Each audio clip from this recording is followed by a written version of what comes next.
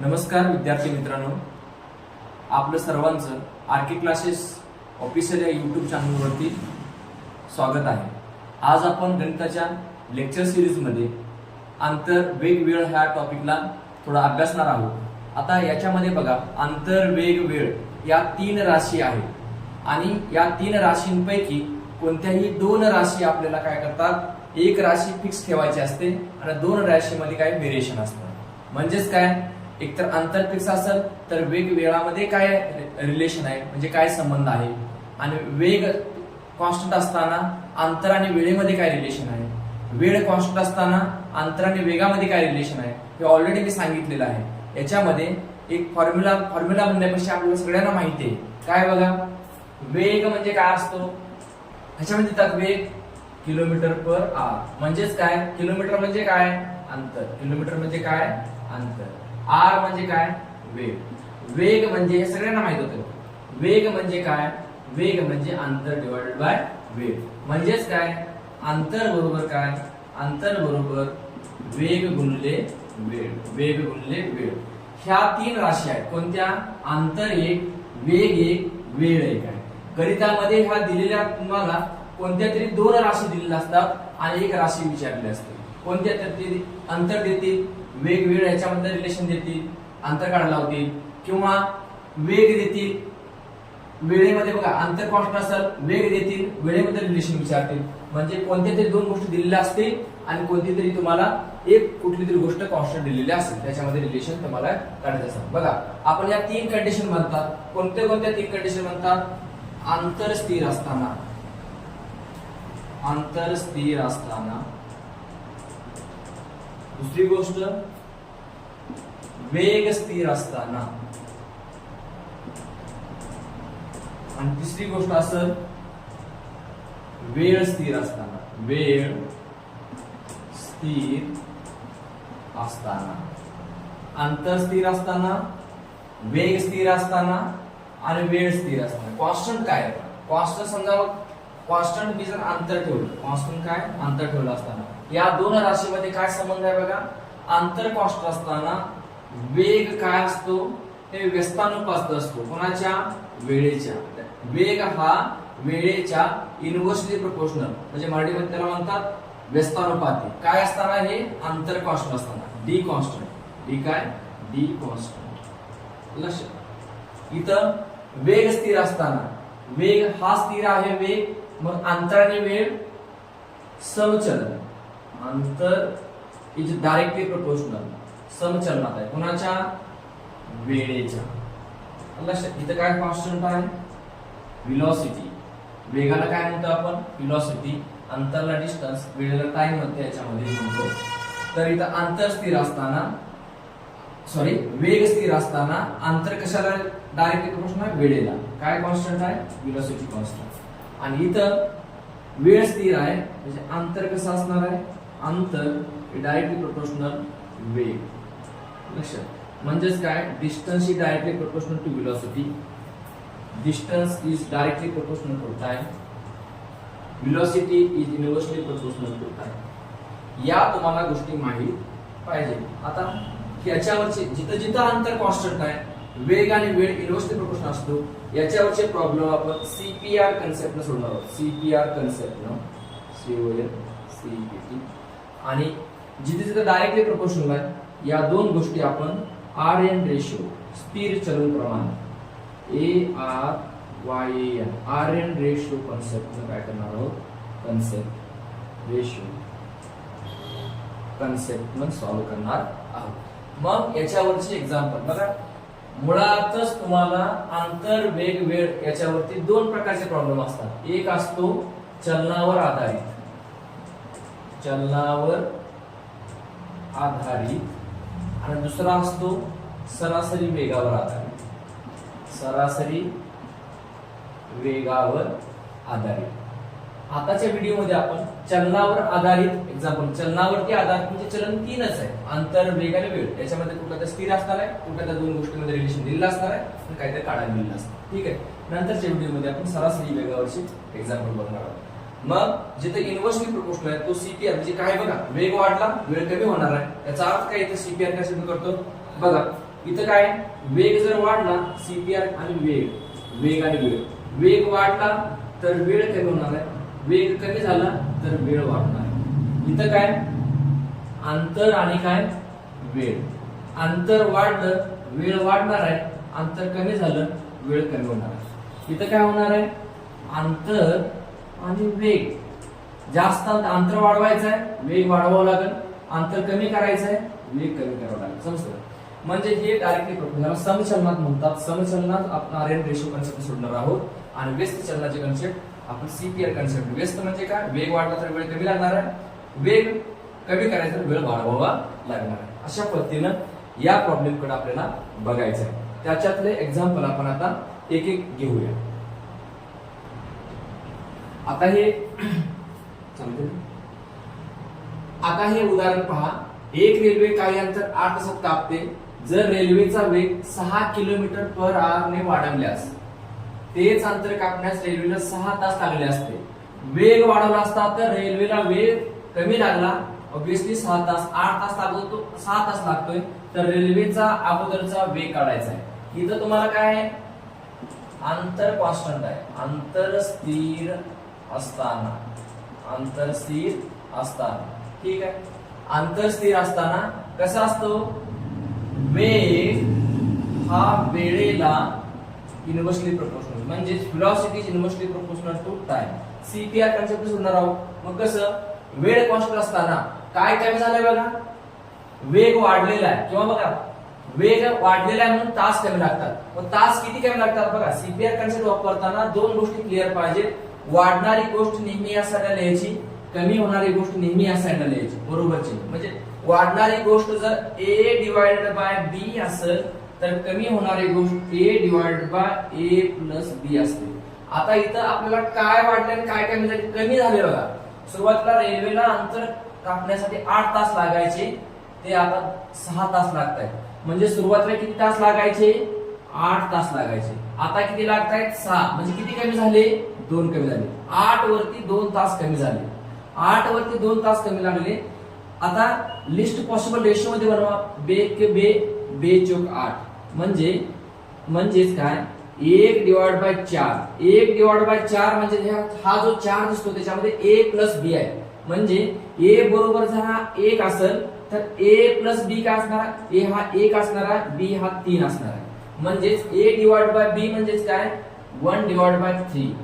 1/4 हा रेशो कमी होत असेल, म्हणजेच प्रत्येकी 4 आवर्स मागे 1 आवर्स कमी होत असेल तर काय वाढणार आहे, वेग वाढला असला पाहिजे. तो वेग किती वाढतोय, प्रत्येकी 3 किलोमीटर पाठीमागे 1 वाढतो. म्हणजे वाढला किती, हा 1 वाढलाय का नाही, किती वाढलाय 6 किलोमीटर.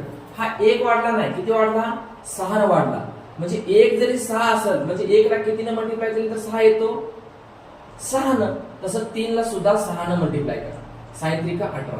म्हणजेच काय प्रत्येकी 3 माग 1 किलोमीटर/h चा वेग वाढतो. म्हणजे हा 1 नसून किती वाढलेला आहे 6 वाढलेला आहे. म्हणजे हा बेस मध्ये 3 नसून हा 18 असणार आहे लक्षात. मग रेल्वेचा अगोदरचा वेग किती, अगोदरचा वेग रेल्वेचा किती असणार आहे, हा अगोदरचा वेग असणार. किती अगोदरचा वेग म्हणजेच 18 किलोमीटर/h न 8 तासामध्ये रेल्वे पोहोचत असेल. जर वेग वाढवला तर ऑब्विसली त्या एक्झाम्पल बघूया. याच्यामध्ये सुद्धा अंतर कॉन्स्टंट आहे बघा. A आणि B या दोन व्यक्तींच्या वेगाचे गुणोत्तर 6:7 आहे. त्या व्यक्ती एका विशिष्ट ठिकाणाहून दुसऱ्या ठिकाणी एकाच वेळी निघाल्यास पोहोचण्यास A ला B पेक्षा 30 मिनिटं जास्त लागतात. तर A आणि B यांना दुसऱ्या ठिकाणी पोहोचण्यास लागलेला प्रत्यक्ष वेळ काय, असं एक्झाम्पल आहे. मग तुम्ही ते वाचल्या तुमच्या लक्षात आलं पाहिजे A आणि B हे या P या ठिकाणापासून Q या निश्चित दूर ठिकाणाकडे जात आहेत. जातानाचा P आणि Q चा वेगाचा रेशो काय, वेगाचा रेशो म्हणजे वेगाचे प्रमाण काय 6:7. म्हणजे ज्याला वेळ जास्त लागतो, काय सांगितलं तुम्हाला, ज्याला वेळ जास्त लागतो त्याचा वेग कमी असणार आहे आणि ज्याला वेळ कमी लागतो त्याचा वेग जास्त असणार ऑब्विसली.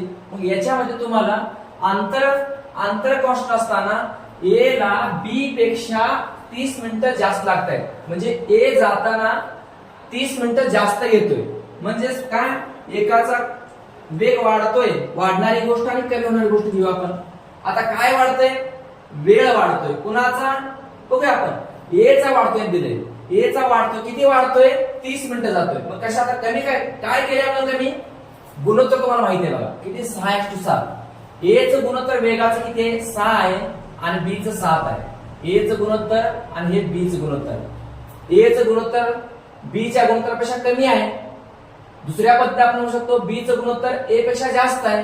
किती जास्त आहे, ए चं जर 6 असेल तर ए बी चं काय झालं, 7 झाले. म्हणजे किती वाढलाय, 1 वाढलाय बघा. 7 कधी होईल, जर हे 6 असेल तर हे बी चं 7 कधी झालं, 1 न वाढला.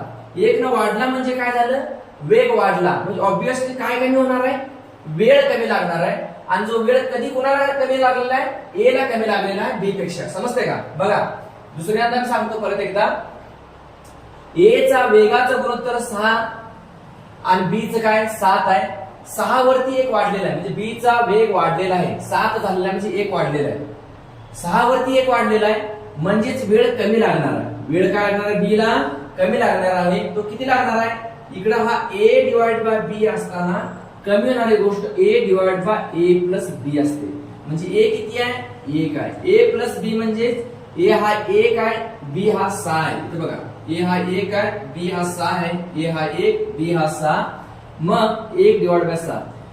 1 डिवाइड बाय 6 वाढत असत म्हणजे हा इकडे वेग वाढतोय, वेळ कमी लागते. काय, वेळ कमी लागते. किती लागते, 1 डिवाइड बाय 6 वाढतोय तर 1 डिवाइड बाय 7 कमी होणार आहे. मग कमी किती झाला, ऑब्विसली 7, प्रत्येकी 7 मिनिटावरती 7 तासावर कुठलाही 7 भाग, 7 भागावरती 1 भाग कमी होतोय. 7 भागावरती 1 भाग कमी होतोय. मग तुम्ही काय म्हणू शकता, किती भाग कमी झाला, 1 झाला का, नाही. किती मिनिटं झाले, 30 मिनिटं. म्हणजे 1 हा 1 नसून किती आहे, 30 मिनिटं आहे. किती आहे, 30. मग 7 हा 7 नसून काय केलं असणार, 1 ला कितीने मल्टिप्लाय केलं तर 30 येणार आहे, 30 न. तसं 7 ला सुद्धा तुम्ही 30 न मल्टिप्लाय करा. म्हणजेच 7 त्रिक किती आला, 210 मिनिटं. 210 मिनिटं. आता 210 मिनिटं हा जो वेळ आहे बेस मध्ये कुणाला जास्त लागणार आहे, ज्याचा वेग कमी आहे त्याला. म्हणजे हे 210 हे ए ला लागणार आहे. ए ला लागणारी वेळ किती आहे, 210 मिनिटं. मग बी ला कमी लागतात, त्याच्यापाशी किती लागतायत, ते 30 कमी लागतायत. 210 वरती 30 कमी लागतायत म्हणजेच किती लागतायत, 210 मायनस 30 म्हणजे 180 मिनिटं. किती लागते, 180 मिनिट. हे काय, बी ला लागणारी वेळ. लक्षात बघा, परत एकदा सांगतो. इथं अंतर कॉन्स्टंट आहे, वेगाचा रेशो बदलतोय. वेग 6:7 झाला म्हणजे ए 6 असताना बी चा 7 झाला. वेग वाढला, किती वाढला, 1 वाढला. आणि म्हणून कमी होणारी गोष्ट 1 डिवाइड बाय 7. आणि मग 1 डिवाइड बाय 7 म्हणजे प्रत्येकी 7 वरती 1 भाग कमी होतो. पण कमी होणारी राशी 30 मिनिटाची आहे. 1 म्हणजे 30 आहे, 7 म्हणजे किती असणार आहे, 210. मग 7 वरती 1 भाग कमी होतो म्हणजे ऑब्विसली 7 हा बेस आहे. ज्याचा वेग कमी आहे त्याला जास्त लागणार आहे आणि ज्याचा वेग जास्त आहे त्याला कमी लागणार आहे. मग 210 मिनिटं हे जास्त लागली, कशी बेस मध्ये जास्त लागणार आहेत. म्हणजे कुणाला लागणार आहे, ए ला लागणार आहे. मग बी ला त्याच्यापेक्षा 30 मिनिटं कमी लागणार आहेत म्हणून ते 180 मिनिटं. ए ला 210 मिनिटं आणि बी ला 180 मिनिटं इतका वेळ लागणार आहे. आता नंतरचं एक्झाम्पल पहा. 2 व्यक्ती आहेत, एकाच ठिकाणावरून वेगवेगळ्या वेगाने. एकाचा वेग 15 किलोमीटर प्रति आवर आहे, दुसऱ्याचा 16 किलोमीटर प्रति आवर आहे. या वेगाने दुसऱ्या ठिकाणी पोहोचण्यास जाण्यासाठी एकाच वेळेत निघतात. पहिल्या व्यक्तीला पोहोचण्यास दुसऱ्या व्यक्तीपेक्षा 16 मिनिटं जास्त लागतात. तर त्या 2 ठिकाणामधलं अंतर काय असेल विचारले, डिस्टन्स आपल्याला काढायचं आहे. डिस्टन्स. आता आपल्याला एक गोष्ट कळते बघा, वेग वाढतोय तर वेळ काय लागते, कमी लागते. कमी लागणारा वेळ दिलेला आहे. वेग वाढतोय, किती वाढतोय बघा, 15 वरती 16 वाढतोय. म्हणजे 15 जर बेस मध्ये असेल 16 होतोय म्हणजेच 1 न वाढतोय. 15 वरती 1 न वाढतोय म्हणजे ए डिवाइड बाय ए प्लस बी आहे. ए डिवाइड बाय बी आहे. मग कमी होणारी गोष्ट काय आहे, कमी होणारी गोष्ट असते ए डिवाइड बाय ए प्लस बी. आता ए म्हणजे किती आहे 1 आहे आणि बी म्हणजे किती बी म्हणजे 15 आहे आणि खाली ए प्लस बी म्हणजे 1 प्लस 15 म्हणजे 16. 1 प्लस 15 म्हणजे 16 म्हणजे 1 डिवाइडेड बाय 15. हा रेशो वेगात जर वाढत असेल तर वेळ कमी लागणार आहे किती 1 डिवाइड बाय 16. 1 डिवाइड बाय 16 पण वेळ कमी लागणार आहे तो किती लागणार आहे 1 लागणार नाही 16 वरती 1 कमी लागत नाही. ऍक्च्युअली किती लागतोय कमी 16 मिनिटं. किती लागतोय 16 मिनिटं. म्हणजे 1 हा 1 नसून 16 असेल तर 16 हा 16 नसून बघा 1 ला जर 16 बनायचा असेल तर आपण 16 ने मल्टिप्लाय करतो आणि तसंच त्या पद्धतीनं बेस मध्ये 16 आहे तर त्याला याला जर 16 ने मल्टिप्लाय करत असेल याला सुद्धा 16 ने मल्टिप्लाय करावं लागेल. तर 16 गुणिले 16 16चा स्क्वेअर असतो 256. म्हणजे बेस मध्ये तुम्हाला जर का 256 मिनिटं लागत असतील तर त्याच्यावरती 16 मिनिटं कमी होणार. 16 मिनिटं कमी झाले म्हणजे किती लागत होते ऑब्विसली पहिल्यांदा 256. मग हे 256 ज्याला जास्त मिनिटं लागत आहेत त्याचा वेग कमी असायला पाहिजे. मग वेग किती दिलाय तुमचा हे मिनिटामध्ये. हे किती आहे मिनिटामध्ये आहे बघा. हे मिनिट आहे हे काय मिनिट आहे. मग ज्याचा वेग वाढलेला आहे त्याचे 16 मिनिटं कमी होणार आहेत. म्हणजे वेग असा दोन व्यक्तीपैकी आपण म्हणूया ह्याला ए व्यक्ती म्हणूया याला बी व्यक्ती म्हणूया. ज्याचा वेग कमी आहे त्याचे मिनिटं जास्त असणार आहे. म्हणजे हे जे मिनिटं आहेत ए चे असणार आहेत आणि ज्याला कमी लागत आहेत 16 कमी लागत आहेत म्हणजे किती होत आहे 240 मिनिटं. 240 मिनिटं हे कोणाचे असणार आहे बी चा असणार आहे. बघा ऑब्विसली 16 किलोमीटर वेग वाढलेला म्हणजे वेळ कमी लागणार आहे. किती लागणार आहे 16 मिनिटं कमी लागणार आहे. म्हणजे ए ची मिनिटं 256 आणि बी ची मिनिटं 240. आता 240 म्हणजे किती तास हो 240 म्हणजे किती तास 1 तास म्हणजे 60 मिनिटं. मग 1 तास म्हणजे किती 60 मिनिटं आहे. आता 60 ला किती मल्टिप्लाय केलं 240 बनतो 4 ला. तसं 1 ला किती मल्टिप्लाय करा 4 ला म्हणजे 240 मिनिटं म्हणजे 4 आवर्स. आता 4 आवर्स बी हा प्रवास करतोय. बी चा प्रवासाचा वेग किती आहे म्हणजे आपल्याला अंतर काढायचं आहे.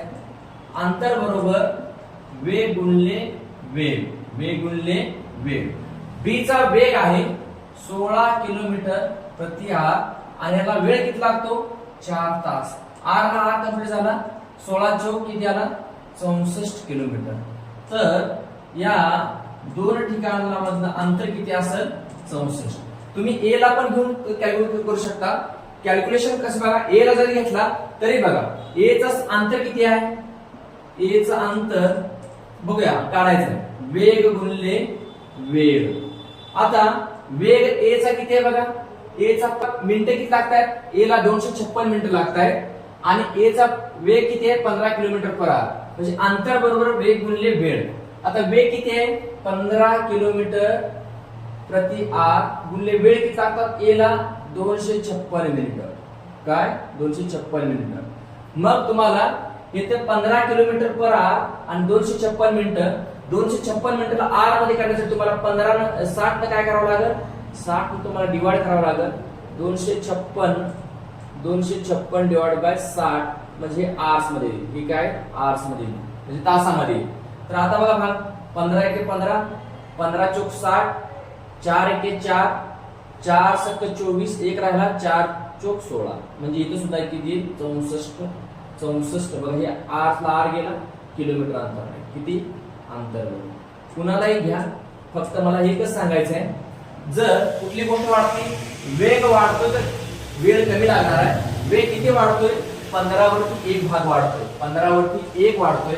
म्हणजे बी चा आपण कन्सिडर केले हा ए चा समजा हा बी चा समजा 15 वरती 1 वाढतोय. ए डिवाइड बाय बी वाढत असेल तर ए डिवाइड बाय ए प्लस बी कमी होणार आहे. ए डिवाइड बाय ए प्लस बी म्हणजे 1 डिवाइड बाय 16 म्हणजे 16 वरती 1 कमी होणार आहे. पण 1 कमी होत नाही 1 म्हणजे ऍक्च्युअली 16 मिनिटं कमी होत आहे. म्हणजे 1 ला 16 ने मल्टिप्लाय केल्यानंतर 16 मिळतो. तसा 16 ला 16 ने मल्टिप्लाय केल्यानंतर 256 जो आहे त्याला बेस मध्ये 256 म्हणजे जास्त मिनिटं जे लागतात ना ते म्हणजे कोणाला जास्त मिनिट लागतात ज्याचा वेग कमी आहे त्याला जास्त लागतात. म्हणजे ज्याचा वेग 15 किलोमीटर पर आवर म्हणजे हा ए आहे ए ला 256 मिनिट लागतात. मग त्याच्यापेक्षा 16 मिनिटं कमी लागतात म्हणजे ते बी ला लागत असेल म्हणजे बी ला 240 मिनिट लागतात. 240 मिनिटं म्हणजे 4 आवर ते 16च्या स्पीडने गेला किलोमीटर पर आवर तरी सुद्धा तुम्हाला 64 किलोमीटर भेटतात. किंवा ए चा स्पीड घेतला ए चा वेळ घेतला त्याला मल्टिप्लाय केलं तरी सुद्धा तुम्हाला डिस्टन्स काय मिळणार सेम मिळणार कारण दोन ठिकाणाला अंतर काय, अंतर स्थिर आहे, ते अंतर स्थिर असतात 64 किलोमीटर इतकं. आता त्याच्यानंतरचं एक्झाम्पल आहे, याच्यामध्ये सुद्धा एक व्यक्ती त्याच्या घरून ऑफिसला जातो, म्हणजे घर ते ऑफिस अंतर आहे, हे घर आणि हे ऑफिस, घर ते ऑफिस अंतर आहे.